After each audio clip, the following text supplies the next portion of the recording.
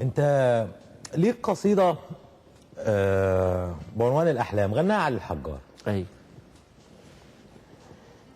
ومن فحوى كلامنا كده انه انت دايما مستني شيء يحصل، يعني مستني حاجه تحصل، يعني مستني حلم ويتحقق. ويمكن كل حد بيسمعنا عنده حلمه اللي نفسه انه يتحقق عن طريقه او يحققه له حتى حد، يعني مستني حد يرجع يعني يحقق له احلامه يعني.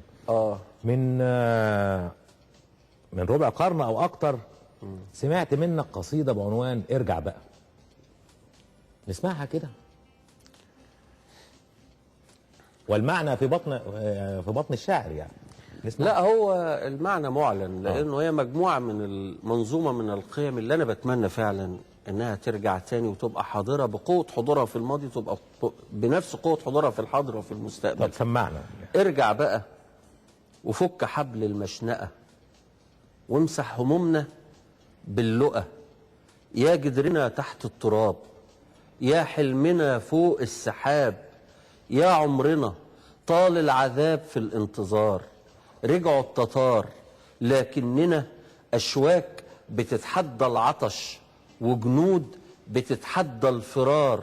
نسقط ساعات ننزف ساعات لكننا نفضل كبار. نفتح عيون للانبهار متشوقة. فارجع بقى وفك حبل المشنقة وارفع راياتك يا أبي. قريش بتسأل عن نبي يهديها من بعد العمى.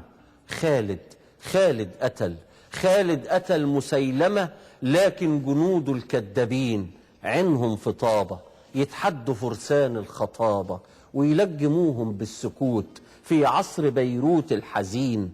خالد قتل مسيلمة، لكن جنوده الكذابين بيفتتوا دلتاك بصبر وبيحفروا لي في سينا قبر وبيركبوا نيل العنيد وبيخنقوني في الصعيد بكلام نكت وبتريقة. فارجع بقى. الشمس سكنت كل غرب، حلفت ما ترجع للشروق من أي شرق إن لم تكن في الانتظار. أنت وسيفك والتتار تحت القدم، فاقضي بصوتك على العدم. اعدل موازين الزمان، رتب نجومنا في الفضاء واكسي وجوهنا بالرضا. بعد الشقة دي الأمة لسه محتاجاك والأرض لسه مهيئة. فارجع بقى. ارجع بقى.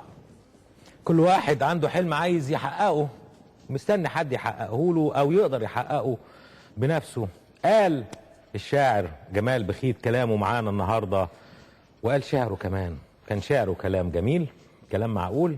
المهم انه كان شعر وكلام مسؤول. خلص الكلام. سلام. التقي في الحلقة المقبلة. نورت يا جمال. الله يخليك. اهلا يا استاذ جمال. اهلا من سحرات العرب. اهلا بيك. هتسحر الناس في شوال؟ انت شغال في كل الشهور بقى، انت بترحب. اتفضل. على اليوتيوب مثلا عندي اجابه. عندي اجابه. هنلاقي لها. عنده اجابات على كل حاجه، مش مشكله. في القصيده بتاعت قصيده ايه؟ مش باقي مني. صح. دي يعني صح. تبقى كل الردود اللي عليها يعني افزعتني انا شخصيا والله. كلها ردود بكائيه يعني انا من ساعه ما قلت مش باقي مني وانا مش كده. انا عارف انها هتوصلك لكده لانه واحنا ما كناش متفقين. مش متفقين، احنا ما فيها. وانا هتفق معاك على كل حاجه، ما انا لازم اجي لك كده برضه. جمال بخيت تمثل زمان في الجامعه بقى. طبعا. بقول ايه برعايتك. كنت برعاك كممثل عشان كده فشل.